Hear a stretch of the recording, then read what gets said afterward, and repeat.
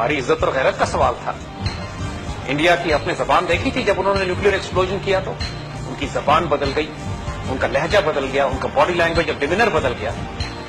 हमारा एक घटिया हमसाया है, जब उसको ताकत और इख्तियार मिलता है तो वो आपे से बाहर हो जाता है। जब उन्होंने न्यूक्लियर एक्सप्लोजन किया तो उनको यकीन था कि अमेरिकन पाकिस्तान पर इतना दबाव डालेंगे कि पाकिस्तान एटमी धमाका नहीं कर सकेगा, और उसके बाद आइंदा आने वाले तमाम वक्तों में इंडिया को वो साइकोलॉजिकल सुपीरियरिटी होगी पाकिस्तान के खिलाफ कि वो एक एटमी ताकत है, और हम सिर्फ क्लेम करते हैं कि हम एक एटमी ताकत है, लेकिन दुनिया के पास कोई सबूत ना होता।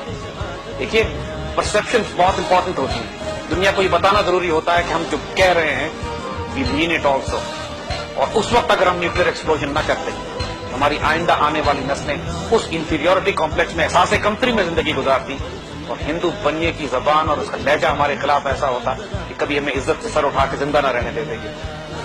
वो हमने जो 5 धमाके किए वो एक तमाचा था इनके मुंह पे, जिसने आज तक इनका दिमाग दुरुस्त किया हुआ है। We had to do it. मैंने अर्ज किया ना कि साइकोलॉजिकल और इमोशनल स्ट्रेंथ बहुत बड़ी चीज होती है, जब आपको ये मालूम हो कि आपके पास वो ताकत और कुव्वत आपके हाथ में मौजूद है। अमेरिकन को और हमारे दुश्मनों को ये बात मालूम थी, क्योंकि जब पाकिस्तान ने एटमी धमाका किया है तो इंडोनेशिया से लेकर नॉर्थ अफ्रीका तक पूरी मुस्लिम दुनिया में चिरागां किया गया।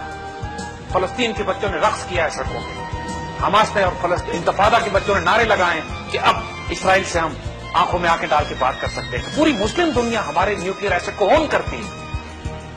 हमारी जब अपने अरब और फलस्तीनी दोस्तों से बात होती है तो उनकी आंखों में चमक होती है इस बात पर कि शुक्र है कि अब हमारे पास भी एटमी हथियार है। वो ये नहीं कहते कि पाकिस्तानियों के पास, वो ओन करते हैं, वो कहते हैं हमारे पास है, क्योंकि उनको अच्छी तरह मालूम है कि अल्लाह के फजल से जब तक एक इस्लामी मुल्क, वो भी पाकिस्तान खास तौर पर, क्योंकि अरब भी हमारा एहतराम करते हैं, तुर्क भी हमारा एहतराम करते हैं, ईरानी भी, अफगानी भी हमारा एहतराम करते हैं, और हमारे पास एटमी ताकत, पूरी उम्मत मुस्लिमा ये समझती है कि अब हमारी इज्जत और आबरू के दिफा के लिए एक हथियार हमारे पास है। उससे पहले हम मुसलमान सर उठा के नहीं चल सकते थे, अब उनकी आंखों में आंखें डाल के खड़े हो सकते। बात बिल्कुल ध्यान में रखी जाए, मुसलमान मुल्कों के न्यूक्लियर स्ट्रेंथ से, न्यूक्लियर वेपन से सबसे बड़ा खतरा इंडियन और इसराइली है, और यही दोनों मुल्क आपस में हमेशा इकट्ठे होकर मुसलमान ऑपरेट करते रहे। अरब मुल्कों के खिलाफ पर्टिकुलरली इसराइल, इराक के न्यूक्लियर प्रोजेक्ट पे इसराइल ने, ओसिराक का न्यूक्लियर प्लांट था जिस पर उन्होंने हमला किया, उसके बाद ये पूरी कोशिश करते रहे, जिन्होंने सीरिया को दबाया, लिबिया से बाद में एटमी ताकत के जो सारे वसाइल थे वो ले लिए। पाकिस्तान के खिलाफ इनका इंटरेस्ट इंडियंस के साथ मिल गया, और बहुत पहले से ही पाकिस्तान के एटमी प्रोग्राम को तबाह करने के लिए कोशिश कर रहे थे। 84 में इन्होंने जॉइंट स्ट्राइक का प्लान बनाया था, और अल्लाह की तरफ से जब हमें इस बात की पहले इत्तला मिल गई पाकिस्तान को कि इंडियन और इसराइली दोनों आ रहे हैं, तो उस वक्त पाकिस्तान ने क्लियर थ्रेट दिया था इसराइल को भी और इंडिया को भी कि हमें नहीं मालूम कि हमला कहां से आता है। पाकिस्तान जवाबी कार्रवाई में इसराइल के डिमोना के एटमी रिएक्टर को तबाह करेगा, और इंडिया के जो न्यूक्लियर भाभा न्यूक्लियर रिएक्टर है उस पर अटैक किया जाएगा।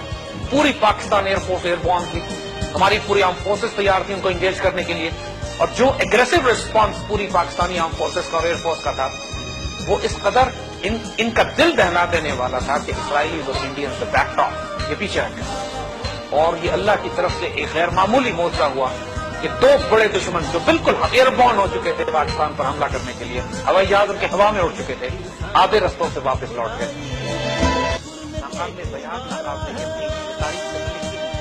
लेकिन हमारे हजारों नौजवानों ने जिंदगियां तबाह बर्बाद, जिंदगियां कुर्बान से पाकिस्तान को ऐसी बाइज्जत कुव्वत बनाने में बाइज्जत तरीके से सर उठा के खड़े हो चुके। इतनी हैरत अंगेज दास्तान है कि हमारे नौजवानों को बता दिया गया था कि अगर तुम गिरफ्तार हो जाओगे, पकड़े चले जाओगे, बाहर के मुल्क जाते हो एटमी हथियार के पुर्जे और पार्ट्स लेने के लिए, हम मानने से इनकार कर देंगे, क्योंकि खुफिया प्रोग्राम था हमारा।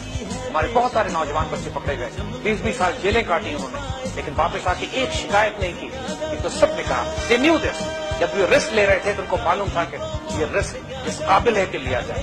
एक उम्मत के लिए, मुसलमानों के लिए, पाकिस्तान के लिए हमने ये कुर्बानी दे दी, जिंदगियां तबाह करवा दी। कुछ वापस पहुंचे, कुछ गुम गए, कुछ तारीख राहों में मारे गए, और उन हीरोज का भी तक हमने जिक्र नहीं किया।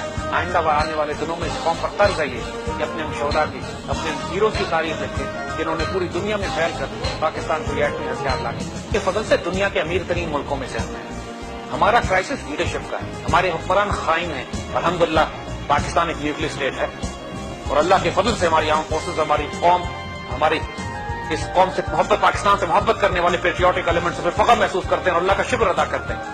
لیکن یہ حکمران بدنصیب ہیں کہ جن کو قیادت پاکستان جیسے ملک کی دی جائے اور اس کے باوجود یہ بدنصیب ہی رہے. ورنہ اگر اس ملک کے ساتھ یہ خیانت نہ کرتے, اس کو عزت دیتے, تو اللہ دو جہانوں میں ان حکمرانوں کو عزت دیتا. کیونکہ یہ پاکستان اللہ کے رازوں میں سے ایک راز ہے. اس کا بننا بھی معجزہ ہے, اس کا بچنا بھی معجزہ ہے, اور اس کا نیوکلیر ویپن اسٹیٹ بننا بھی ایک معجزہ ہے. تمام تر مشکلات کے باوجود اللہ تعالیٰ اس ملک کو عروج اور بلندی کی طرف لے جا رہا ہے. یہ حکمران ایسے ہیں کہ اللہ جب ان کو عزت بھی دیتا ہے, عزت انہیں احساس نہیں آتا.